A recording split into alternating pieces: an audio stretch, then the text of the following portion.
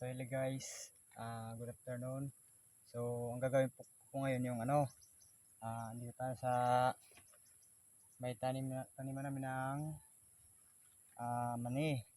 So gagawin ko ngayon, magbubunot po ako ng mga damo para malinisan tong mani para umusbong. Guys, magbabantay sila Kilala kong kaliskis mo, oy.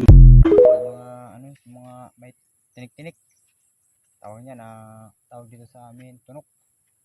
Ayan guys, nagwantis ako para hindi masyadong masakit sa kamay. So wala po akong gamit na tawag dito sa amin bulo. So kamay lang, binubunot ko lang. Ito guys, ito, yan. Tinatanggal ko po yung mga damo para lumaki ng maayos tong mga mani namin. Ano na to, mga 20 days na to guys. Kung naalala nyo noon, yung mga bawat dumaan na video namin, so yung nag-aararo, so ito na yun. Hindi namin na videohan yung pagtanim kasi wala ako dito yung tanim itong mani. So yan guys, nililinisan ko lang para yung paglaki nila.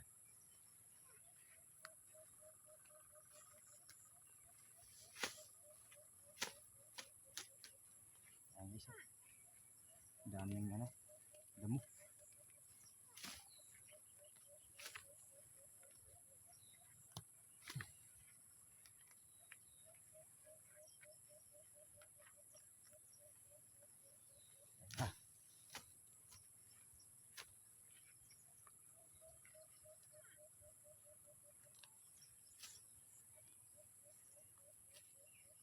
Yan, daming damo guys, daming linisin.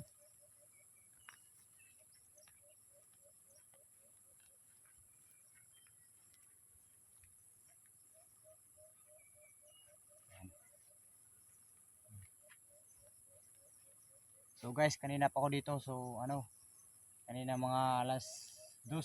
So ngayon lang ako gumawa ng video kasi hindi masyadong nakikita yung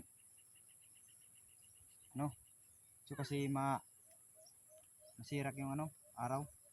Hindi masyado makita. So kanina pa ako boys, pawis na ako.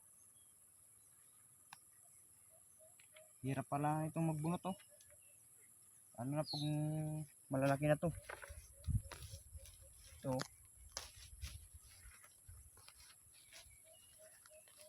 Ano?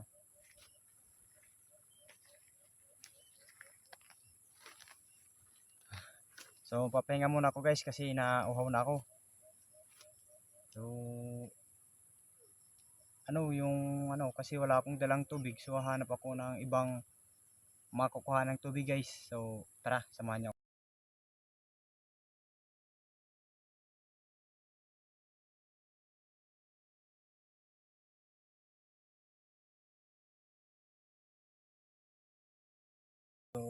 Yan, nakita nila yung Pilipino na kumakain ito.